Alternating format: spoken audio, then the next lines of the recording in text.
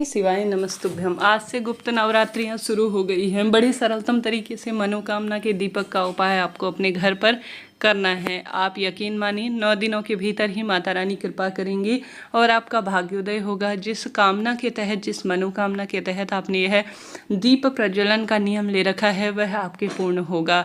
आप जानते होंगे इन गुप्त नवरात्रियों में माता रानी की गुप्त शक्तियाँ आपके घर परिवार में वास करती हैं और जो भी भक्त नियम के तरीके से बहुत शुद्धता के साथ यह कार्य कर लेता है उसके भाग्य की रेखाएं स्वतः ही चमकना आरंभ हो जाती हैं। कब कैसे इस उपाय को करें, ध्यान से सुने और अंत तक वीडियो में बने रहें। जैसे कि आप सभी जानते होंगे गुरुजी ने पिछली कथाओं में कई उपाय बताए हैं, जिसमें सबसे पहला जो सरल उपाय बताना चाहूँगी वह दीपक का ही है। ध्यान से सुनिएगा। आप इस उपाय को, दीपक का उपाय इसके बाद बताऊँगी। पहले जो गुरुजी द्वारा बताया गया उपाय है जिसे नवरात्रि के 9 दिनों में आप कभी भी किसी भी दिन कर सकते हैं, आपको करना चाहिए। गुरुजी ने कहा जैसे कि वैष्णो देवी में माँ का पिंडी रूप विराजमान है और भोले बाबा जो है शिवलिंग में विराजमान होते हैं, तो शिव और शक्ति हैं। तो किसी भी शुभ तिथि में अपने ही घर पर एक, आपके घर पर शिवलिंग है तो अति उत्तम है, नहीं तो आप 2 शिवलिंग बना लीजिए। एक तो माता रानी का स्मरण करते हुए बनाइए, एक जो है महादेव के नाम से कराएं। घर के गमले में भी कर सकते हैं, आप अपने घर के मंदिर में भी कर सकते हैं, इच्छा आपकी है। आप सभी को इसके लिए 9 लाल फूल की आवश्यकता होगी, क्योंकि 9 दिनों की नवरात्रि होती है।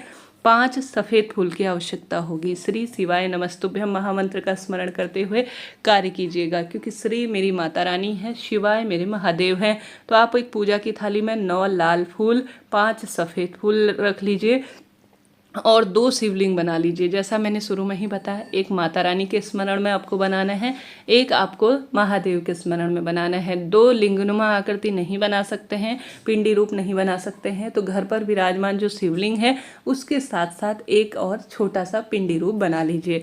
अब आप सभी को किसी भी स्थान पर इसे रख लेना है, शुद्ध स्थान पर, किसी भी पेड़ के स्थान पर कर सकते हैं। कोई शुद्ध गमला है तो वहाँ पर, नहीं तो घर पर विराजमान मंदिर में भी कर सकते हैं, कोई दिक्कत की बात नहीं है।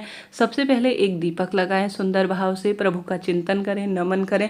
टेप रिकॉर्डर या मोबाइल में आप जो है गाने चला सकते हैं, माता रानी के भजन चला सकते हैं, श्री शिवाय नमस्तुभ्यम मंत्र का जाप चला सकते हैं, क्योंकि इससे पॉजिटिव एनर्जी उस स्थान पर वास करती है। और प्रभु का चिंतन अगर हम मन मस्तिष्क से करते हैं तो इसका तो एक अलग ही प्रभाव हो जाता है। तो 2 लिंगनुमा आकृति आपने बना ली और सबसे पहले आपको दीप जला लेना चाहिए। दीपक जलाने के बाद आप विधि विधान से पूजन करें। आप जल चढ़ाएं, धूप दीप नैवेद्य अक्षत जो है सारी चीज़ें चढ़ाएं। कहने का अर्थ है जिस विधि से आप विधान से पूजा कर सकते हैं, दोनों लिंगनुमा आकृति की शिव शक्ति का आप पूजन कर लीजिए। पूजन करने के बाद जो आपने माता रानी के स्वरूप में मान रखा है लिंगनुमा आकृति ना, उसमें आपको 9 फूल चढ़ाने हैं। कितने फूल? 9 लाल फूल, क्योंकि नवरात्रि के 9 दिन हैं तो 9 लाल फूल आपको, एक माता रानी का जो स्वरूप का आपने मान रखा है मिट्टी का, उसमें आपको 9 लाल फूल अपनी मनोकामना कहकर, विवाह की इच्छा है तो चढ़ाएं, पुत्र प्राप्ति की इच्छा है, प्रतियोगी परीक्षा में सफल होना चाहते हैं, रोग मुक्ति चाहिए, कर्ज मुक्ति चाहिए, धन प्राप्ति का आपको संसाधन नहीं है तो उसके लिए, कुल मिलाकर जो भी आपकी है यह सब भगवान ने दे रखा है, तो भी धन्यवाद स्वरूप आप गुप्त नवरात्रि में करना चाहते हैं तो किसी भी दिन आप कर लीजिएगा। आपने 9 फूल माता रानी के सुंदर स्वरूप वाले शिवलिंग में चढ़ाने हैं और 5 सफ़ेद फूल आपको महादेव वाले शिवलिंग में चढ़ाने हैं। आप जानते होंगे महादेव को सफ़ेद रंग की चीज़ें बहुत प्रिय होती हैं, तो ध्यान से करिएगा उपाय को जब करेंगे तो। 9 लाल फूल माता रानी वाले में और 5 सफ़ेद फूल अपनी मनोकामना कहते हुए महादेव वाले में आप समर्पित करें। उसके बाद विधि विधान से पूजा करें, दीपक से आरती कर लें। अब जो है अपनी प्रार्थना हो जाए, सारे काम हो जाए तो किसी पवित्र स्थान पर इसे विसर्जित कर दीजिए, जो लिंगनुमा आकृति आपने बना रखी है। चाहे तो किसी पेड़ के नीचे रख सकते हैं, चाहे तो किसी मंदिर प्रांगण में विसर्जित, या नदी इत्यादि है, नल वगैरह है तो वहाँ पर भी आपकी इच्छा शक्ति सामर्थ्य अनुसार जैसे सरलतम तरीके से आप विसर्जित करते हैं ना, ठीक उसी तरह से आप विसर्जित कर दीजिए। भाग्य बदलेगा, रोग संकट कष्ट पीड़ा से मुक्ति होगी, इस बात की गारंटी है। तो करके देखिएगा, जीवन में महादेव और माता रानी कब कैसे किस स्वरूप में चमत्कार कर दे पर यह माता रानी ही जाने, परंतु चमत्कार होंगे, इस बात की गारंटी है। जीवन में समृद्धि पाना चाहते हैं, खुशियाँ पाना चाहते हैं, बरकत पाना चाहते हैं तो नवरात्रि के 9 दिनों को छोड़िएगा नहीं। इससे पहले भी हालांकि मैंने वीडियो बना रखे हैं जिसमें मैंने आपको बतलाया है कि आप सभी को कैसे नवरात्रि के 9 दिनों में दिव्य उपाय करने हैं। वह 2 वीडियो भी आप देख सकते हैं और कभी भी किसी भी दिन इन उपायों को कर सकते हैं। तो हमने बात कर ली प्रथम सबसे सरल और सबसे चमत्कारी उपाय की। बढ़ते हैं दीपक के दूसरे उपाय की तरफ। यह मनोकामना पूर्ति का दीपक है।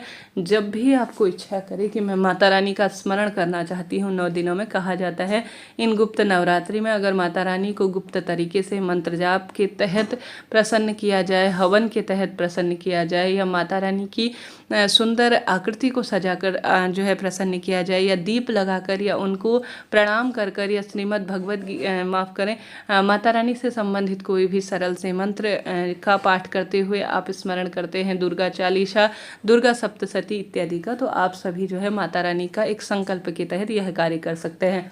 कुछ न कर पाने की स्थिति में सिर्फ माता रानी के घर पर ये जो विराजमान आपके मूर्ति प्रतिमा है या किसी भी माता रानी के मंदिर में जाकर आप सभी को विशेष तौर पर एक लंबी बत्ती का घी का दीपक, घी ना हो तो तिल्ली का तेल भी चलेगा, नहीं तो सरसों का तेल भी मेरी माता रानी मान्य करती हैं, तो आप एक दीपक बना लीजिए। आटे का भी रोज बना सकते हैं, माटी का भी बना सकते हैं, साफ सुथरा हो, इस बात का ध्यान रखें। माता रानी को हमेशा लंबी बत्ती पसंद है क्योंकि वह वंश में वृद्धि करती हैं, धन लक्ष्मी में निरंतर वृद्धि करती हैं।